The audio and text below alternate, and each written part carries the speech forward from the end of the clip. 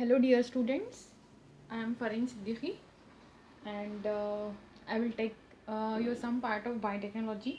That is, madam have already told you that the second paper is almost similar to microbiology paper. So that part is almost common. 90% of the syllabus is common.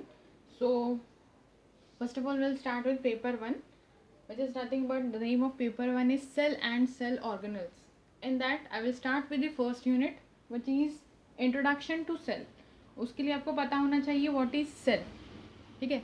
So cell is the basic structural, functional and the biological unit of life. It is structural, functional and biological unit of all known living organism, or we can say it as life. It is smallest unit of life which can replicate independently. So it has the capacity to replicate, that is multiply, that is which we call it as cell division. ठीक है. So it is smallest unit which can replicate independently. अब ये जो term था cell, या इसकी discovery किसने की है? सेल की डिस्कवरी की थी रॉबर्ट हुक ने in 1965. So the discovery of cell was done by Robert Hooke. अभी जितनी भी स्टडी होती है सेल की, that subject, क्या that term is called as cell biology. So the study of cell is nothing but cell biology. तो cell को discover किसने किया था? रॉबर्ट हुक ने. ठीक है. अब जितनी भी स्टडी होती है सेल की, that is termed as cell biology. Now in later years cell theory was proposed. So there were two German scientists who proposed the cell theory concept, and this cell theory was proposed by these two German scientists. The name of them are Theodor Schwann and Schilden. That is Schilden and Schwann. Theodor Schwann, Matthias Schilden, their full name is. ठीक है. 1838 to 1839 ये period के बीच में इन लोगों ने propose किया था cell theory. अब इसके पोस्टुलेट्स क्या है सेल थियरी के?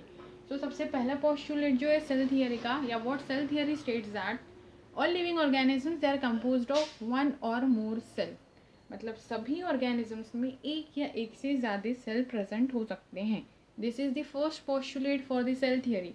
The second postulate it states that कि cells they are basic structural and the functional unit of life. मतलब ये बिल्डिंग ब्लॉक्स होते हैं लाइफ के, इनसे ही ऑर्गन्स, टिश्यूज, ऑर्गन्स और पूरा ऑर्गेनिज्म बनता है. This is the second postulate. What does second postulate see? Cells are the structural and functional unit of living organisms और life.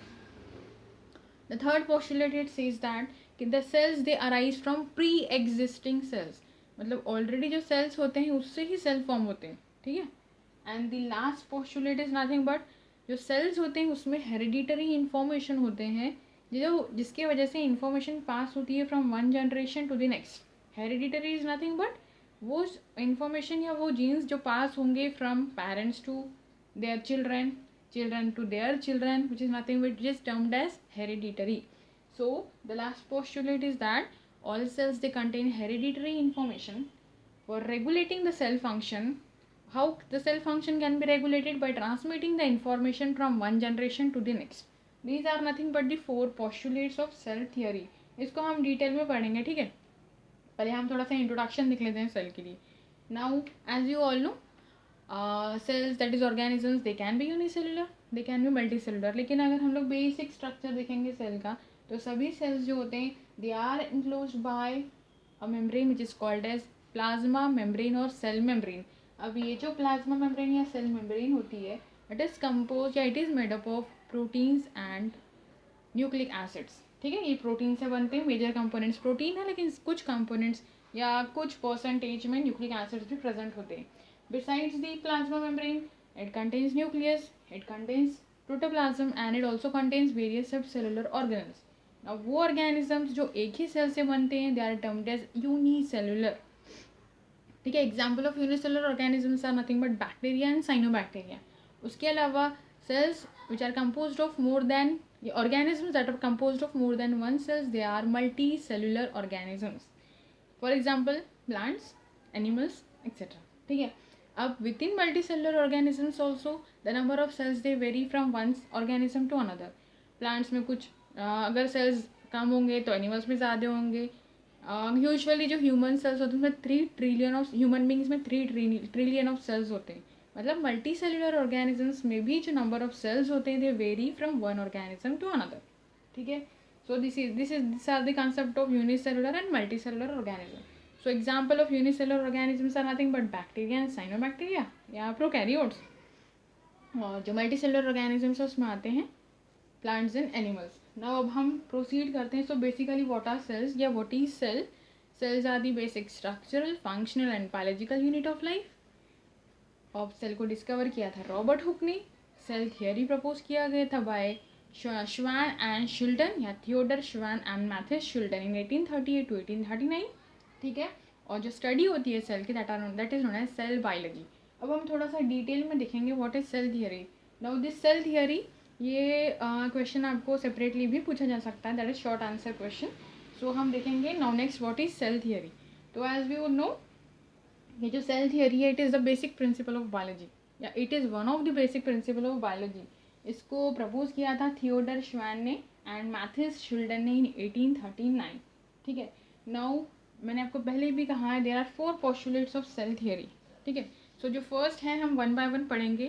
First is nothing but organisms are composed of one or more cells. Now एक cell मतलब unicellular organism, एक से ज़्यादा cell मतलब होते हैं multi cellular organisms. ठीक है।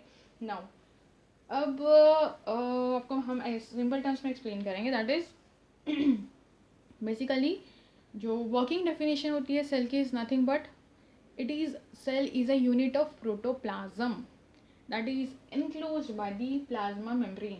So what is cell? It is a unit of protoplasm जो plasma membrane से enclose होती है। ठीक है। Besides this protoplasm it contains a spherical structure which is called as nucleus. अब ये जो लिक्विड पोर्शन होता है सेल के अंदर का, अब ये जो मेम्ब्रेन है that is known as plasma membrane और सेल मेम्ब्रेन। अब जो अंदर का जो लिक्विड पोर्शन होता है that is known as protoplasm. This protoplasm it contains a spherical structure which is called as nucleus. Now अगर न्यूक्लियस वेल डेवलप्ड है तो organisms are termed as eukaryotes.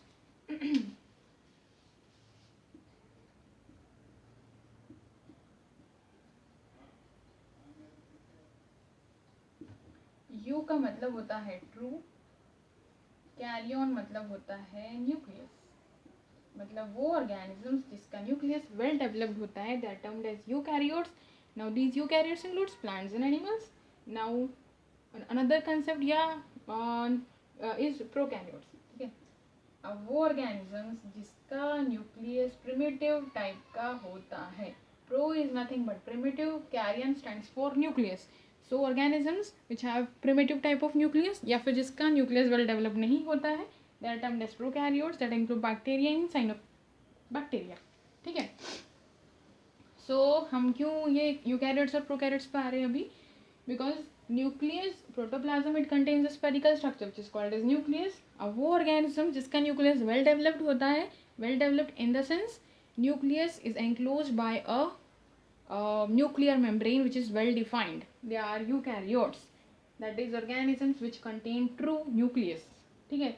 लेकिन prokaryotes are the organisms whose nucleus is not well developed, they are prokaryotes, primitive type of nucleus। इसका example है bacteria and cyanobacteria. ठीक है।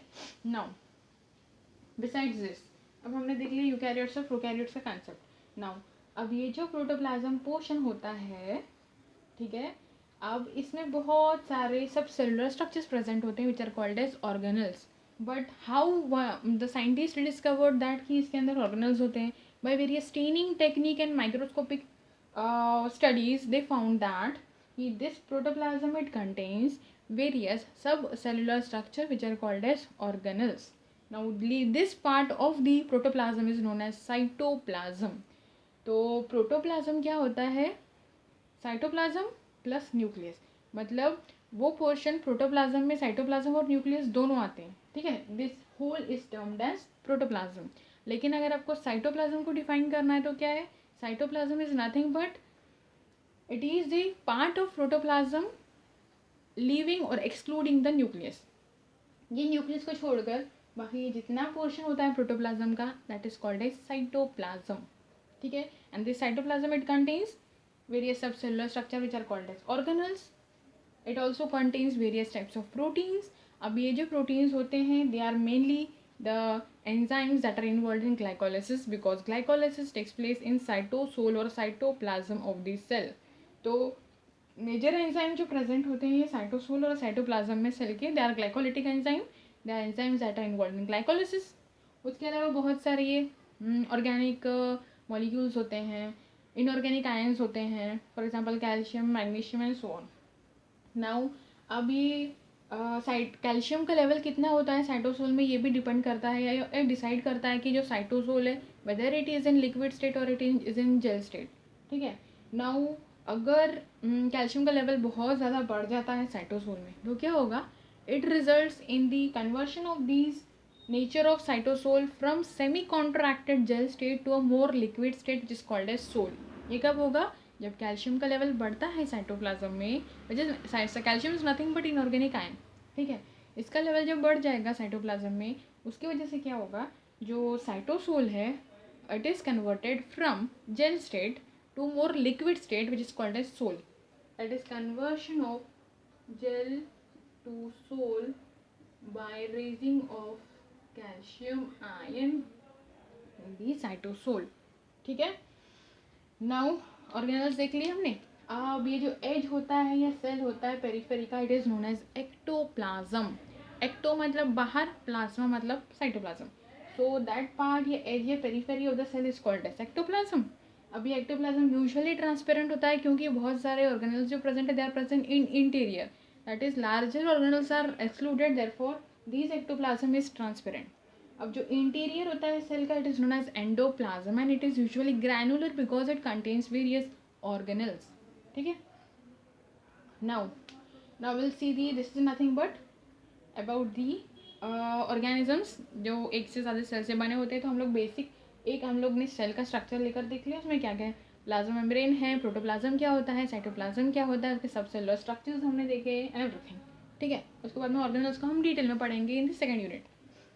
फिर उसके बाद next postulate, this is nothing but the first postulate of theory. और second postulate states that कि cells they are basic functional structural unit of living organisms.